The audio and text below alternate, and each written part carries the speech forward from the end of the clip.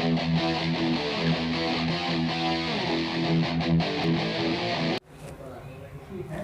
Friends, welcome to digital unique classes. आज अपन बात करने वाले हैं न्यूट्रिएंट्स के बारे में कि न्यूट्रिएंट्स अपने क्या होते हैं, न्यूट्रिएंट्स अपनी बॉडी के लिए कितने उपयोगी है और इनसे अपनी बॉडी के अंदर यानी क्या क्या अपने को फायदा मिलता है न्यूट्रिएंट्स से। तो आज अपन न्यूट्रिएंट्स के बारे में बात करेंगे। न्यूट्रिएंट्स में न्यू बोलते हैं पोषक पदार्थ। बायोलॉजी का ये इंपॉर्टेंट टॉपिक है जिसके बारे में आज अपन इस वीडियो लेक्चर के अंदर डिस्कस करने वाले हैं। अगर आप मेरे चैनल पे पहली बार विजिट कर रहे हैं तो मेरे चैनल को सब्सक्राइब कर दें और बेल आइकन को जरूर दबाएं। दोस्तों, इस वीडियो को मैंने एनिमेशन के थ्रू समझाया है ताकि आपको समझने में आसानी हो और आपकी जो भी कॉन्सेप्ट है वो पूरे क्लियर हो जाए। यानी एनिमेशन के थ्रू समझाया और आपके जितने भी कॉन्सेप्ट जो भी आपको यानी डाउट लगेगा वो भी इसमें सब मैंने पूरा बताया ताकि आपके पूरे कॉन्सेप्ट क्लियर हो जाए। यह टॉपिक अपने एग्जाम के लिए इम्पोर्टेंट ही नहीं है बल्कि हमारे डे टू डे लाइफ के लिए भी इम्पोर्टेंट टॉपिक है। यानी ये एग्जाम के अपन अगर इसको देख रहे हैं इस वीडियो को तो ये अपने एग्जाम के थ्रू के लिए नहीं है। यानी अपनी जो निजी जिंदगी है उसके अंदर डे टू डे लाइफ के लिए भी एक इम्पोर्टेंट टॉपिक है जिससे अपन पता कर सकते हैं कि अपन को कितना न्यूट्रिएंट्स लेना है, कितने पोषक पदार्थ कौन कौन से होते हैं वो अपन जिसका यूज करके अब अपनी बॉडी को यानी संतुलित ठीक ठाक बना के फिट रख सकते हैं। पहले अपन यहाँ देखेंगे कि न्यूट्रिएंट्स क्या होता है और उपयोगिता के आधार पर न्यूट्रिएंट्स को कितने आधार पर बांटा गया है। यानी न्यूट्रिएंट्स को यानी अपनी ये न्यूट्रिएंट्स है उसकी क्या उपयोगिता है और इसको अपन को कितने आधार पे बांटा गया है। न्यूट्रिएंट्स एक ऐसा सबस्टांस है जिसे ऑर्गेनिज्म यानी न्यूट्रिएंट्स एक ऐसा सबस्टांस है जिसे ऑर्गेनिज्म मतलब जीव अपने सर्वाइव, ग्रोथ और रिप्रोडक्टिव के लिए यूज करते हैं। यानी न्यूट्रिएंट्स अपनी जो होता है वो सर्वाइव यानी एक तो अपने लिए और जो भी सर्वाइव यानी जो जीव स्तनधारी होते हैं वो क्या करते हैं ग्रोथ के लिए और सर्वाइव के लिए और रिप्रोडक्शन के लिए उपयोग में लेते हैं। या फिर वे पदार्थ जो जीवों को विभिन्न प्रकार के जैविक कार्यों के संचालन एवं संपादक के लिए आवश्यक होते हैं। यानी वे पदार्थ जो जीवों के विभिन्न प्रकार की जैविक जो भी कार्य होते हैं उनके संचालन के लिए एवं संपादन के लिए आवश्यक होते हैं उन्हें अपन क्या बोलते हैं, न्यूट्रिएंट्स बोलते हैं, पोषक पदार्थ। न्यूट्रिएंट्स सेल टिश्यू जो न्यूट्रिएंट्स होते हैं वो सेल टिश्यू के निर्माण के अंदर और उनकी मरम्मत करने के अंदर अपने को फायदा देते हैं यानी उसके अंदर अपनी वो करते हैं यानी हेल्प करते हैं। यानी कोई भी अपने चोट लग जाएगी या कोई भी सेल टिश्यू का निर्माण करना होगा उसके अंदर न्यूट्रिएंट्स की एक महत्वपूर्ण वो होती है, भूमिका होती है। यानी ये अपने बॉडी के अंदर ये इंपॉर्टेंस रखते हैं। इतना न्यूट्रिएंट्स ही अपने शरीर में हीट और एनर्जी प्रोवाइड करते हैं। यानी अपनी बॉडी के अंदर जो भी अपन किसी भी काम को करेंगे तो अपने अंदर जो एनर्जी चाहिए वो किससे मिलती है, न्यूट्रिएंट्स और उससे मिलती है। यानी हीट और एनर्जी न्यूट्रिएंट्स से मिलती है। और जो ये अपनी बॉडी को न्यूट्रिएंट्स से एनर्जी मिलती है इसी एनर्जी से क्या होता है जो भी अपनी बॉडी के अंदर जितनी भी एक्टिविटी होती है बॉडी एक्टिविटी वो सभी इसी एनर्जी के कारण अपने को यानी इस एनर्जी के कारण अपन अपनी बॉडी एक्टिविटी कर लेती है। यूज के आधार पर न्यूट्रिएंट्स को 4 प्रकार में बांटा है। यानी अगर इसके यूजेज देखें तो यूज के अंदर इसको न्यूट्रिएंट्स पोषक पदार्थों को 4 प्रकार यानी 4 भागों में बांटा गया है। तो चलिए अपन जानते हैं उन न्यूट्रिएंट्स के बारे में कि वो न्यूट्रिएंट्स कौन कौन से हैं।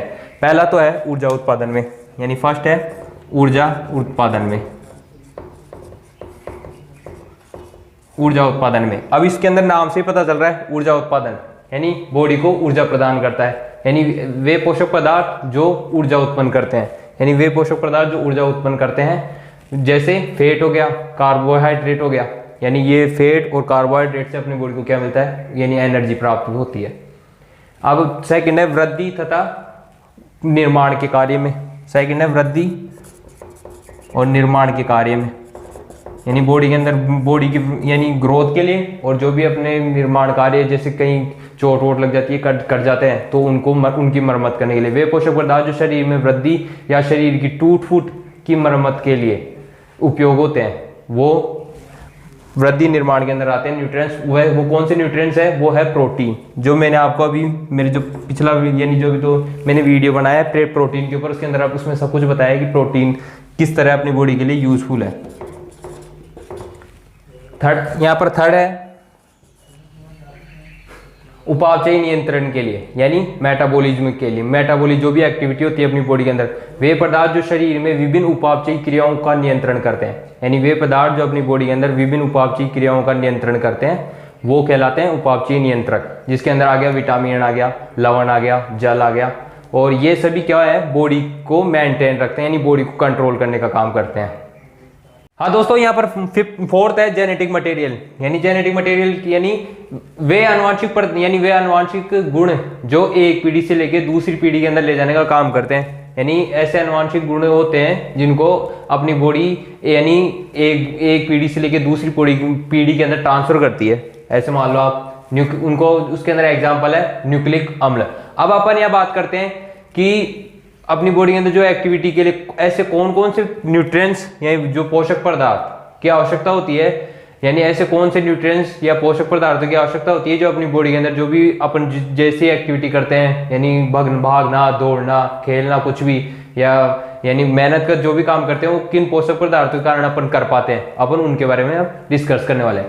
तो ये 6-7 पॉइंट है इसके अंदर है कार्बोहाइड्रेट है, विटामिन है, प्रोटीन है, फैट है, मिनरल्स है, वाटर है और न्यूक्लिक एसिड है। ये 6-7 कंपाउंड है जो न्यूट्रिएंट्स के अंदर, पोषक पदार्थों के अंदर सम्मिलित किए गए हैं। अपन फर्स्ट इसके अंदर बात करेंगे कार्बोहाइड्रेट के बारे में कि कार्बोहाइड्रेट क्या है। कार्बोहाइड्रेट दोस्तों यानी अपन कार्बोहाइड्रेट की डेफिनेशन देख लेते हैं, फिर कार्बोहाइड्रेट के टाइप देखेंगे। तो फर्स्ट अपन देखते हैं पहले कार्बोहाइड्रेट क्या होता है। कार्बोहाइड्रेट क्या होता है, कार्बन, हाइड्रोजन, ऑक्सीजन, जो भी कार्बन हुआ, हाइड्रोजन हुआ, ऑक्सीजन हुआ, जिसके अंदर क्या है 1.21, यानी इनके रेशियो से मिलकर बना होता है। यानी इतने रेशियो से, जिसके अंदर जैसे कार्बन हो गया, हाइड्रोजन हो गया, ऑक्सीजन हो गया, ऐसे मान लो आप, इन रेशियो से मिलकर बना होता है कार्बन, जिसको अपन बोलते हैं कार्बोहाइड्रेट। यानी कार्बोहाइड्रेट बोलते हैं जो इन कार्बनिक पदार्थों से मिलकर बना होता है। कौन कौन से कार्बनिक पदार्थ हुए, कार्बन हुआ, हाइड्रोजन हुआ, ऑक्सीजन हुआ, इन कार्बनिक पदार्थों से मिलकर बना होता है, उसको बोलते हैं अपन कार्बोहाइड्रेट। शरीर की ऊर्जा की आवश्यकता का जो 50 से 70% भाग होता है, जो शरीर की ऊर्जा, जो अपनी बॉडी को जो भी ऊर्जा मिल रही है 50 से 70% मात्रा में इन्हीं पदार्थों से पूरी की जाती है। यानी अपनी बॉडी को जो भी 50 से 70% जो भी एनर्जी मिल रही है, 50 से 70% जो भी एनर्जी मिल रही है, वो किन से मिल रही है अपने को दोस्तों, वो अपने को मिल रही है इनसे, कार्बन, हाइड्रोजन, ऑक्सीजन से। आप थोड़ा ध्यान दे, देखो मैं आपको यानी इतनी देर अभी नॉर्मल बता रहा हूं आपको, देखो आप समझ नहीं रहे हो, आप एक बार पूरा अच्छी तरह से समझो कि जो भी अपने को एनर्जी मिल रही है 50 से 70% वो मिल रही है अपने को कार्बन, हाइड्रोजन, ऑक्सीजन से। क्योंकि कई लोग मुझे रिप्लाई करके बताते हैं कि आप बताते उसमें हमारे को मजा नहीं आता, तो मैं आपको मेरी फुल एनर्जी के साथ इस वीडियो के अंदर आपके सामने वो भी, तो मैं आपको बता रहा हूँ जो अपने को एनर्जी मिल रही है 50 से 70% वो इन पदार्थों से मिल रही है, कार्बन, हाइड्रोजन, ऑक्सीजन से। ठीक है, अब अपन यहाँ नेक्स्ट बात करते हैं कि जो 1 ग्राम जो भी वो होता है, ग्लूकोज होता है, अगर अपनी बॉडी के अंदर 1 ग्राम क्या है, ग्लूकोज है, ठीक है, तो उससे अपने को कितनी एनर्जी मिलेगी। यानी अपनी बॉडी के अंदर जो भी 1 ग्राम ग्लूकोज है, उसका जब पूरा कंप्लीट ऑक्सीडेशन होता है, यानी उसका कंप्लीट ऑक्सीडेशन होगा, तो अपने को 4.2 कैलोरी मिलेगी, यानी 4.2 कैलोरी एनर्जी मिलेगी। यानी इतनी एनर्जी मिल जाएगी 1 ग्राम ग्लूकोज के अंदर, 4.2 कैलोरी एनर्जी मिलेगी, जिससे अपने जो भी कार्य करने की क्षमता है वो बढ़ जाएगी। अब अपन देखते हैं कि कार्बोहाइड्रेट को कितने टाइप्स में बांटा गया है। कार्बोहाइड्रेट्स को फ्रेंड्स मेनली 3 टाइप में बांटा गया है। यानी कार्बोहाइड्रेट मेनली 3 टाइप होते हैं, एक होते हैं मोनोसेकेराइड होते हैं, एक डाइसेकेराइड होता है, एक पॉलीसेकेराइड होता है। अब अपन इसके अंदर फर्स्ट देख लेते हैं मोनोसेकेराइड। यानी ये क्या है, एक सरल अवस्था वाले होते हैं, यानी इसके अंदर 1 शुगर यूनिट, यानी 1 सिंगल शुगर यूनिट पाई जाती है, जिसको अपन बोलते हैं मोनोसेकेराइड। यानी ये क्या होता है, सरल अवस्था में होते हैं और इसके अंदर 1 शुगर सिंगल यूनिट पाई जाती है। अब इसके अंदर एग्जांपल हो गया ग्लैक्टोज हो गया, ग्लूकोज हो गया और ट्राइओज हो गया।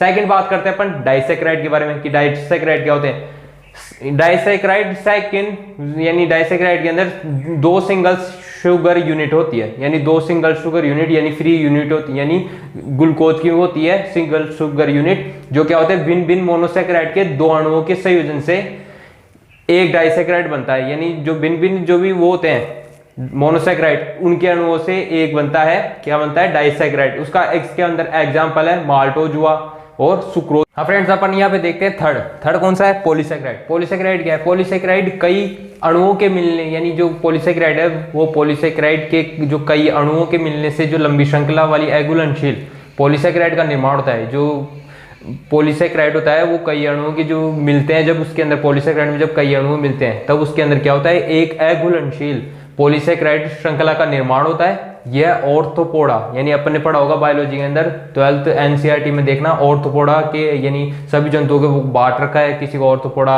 जीवफोडा, ऐसे यानी खूब सारे के, और यानी इन जंतुओं को बांट रखा है। इसके अंदर है ऑर्थोपोडा। इसके अंदर क्या होता है, एक सेल्यूलोज बनता है, सेल्यूलोज बनता है इसके अंदर, सेल्यूलोज बनता है जिसके अंदर एग्जाम्पल है स्टार्च हुआ और ग्लाइकोजन हुआ। मैंने आपको बताया था जो अपने कंपाउंड जो 6-7 जो न्यूट्रिएंट्स है, जिसके अंदर मैंने आपको बताया था कार्बोहाइड्रेट हुआ, प्रोटीन हुआ, विटामिन हुआ, ऐसे जो मैंने आपको बताए थे। तो उसके अंदर अपन ने कार्बोहाइड्रेट के बारे में इस वीडियो लेक्चर के अंदर डिस्कस कर लिया है। मैंने विटामिन के ऊपर, प्रोटीन के ऊपर और मिनरल्स और इनके ऊपर सब पर वीडियो पहले से बना रखा है, तो आप इन सब के बारे में वहां पर देख सकते हैं, उन वीडियो के अंदर देख सकते हैं, जो मैं अपने इस वीडियो के डिस्क्रिप्शन में लिंक में डाल दूंगा। आपको मैं फिर से याद दिला दूं, अगर आप मेरे चैनल पे पहली बार विजिट कर रहे हैं तो मेरे चैनल को आप सब्सक्राइब कर दें और बेल आइकन को जरूर दबा दें, और इस वीडियो को अधिक से अधिक शेयर करें, ताकि ये सभी ये जो मेरा टॉपिक है ये सभी तक पहुंच सके और सब इसको यानी देख सके। थैंक यू फ्रेंड्स, मिलते हैं अपन नेक्स्ट वीडियो के अंदर।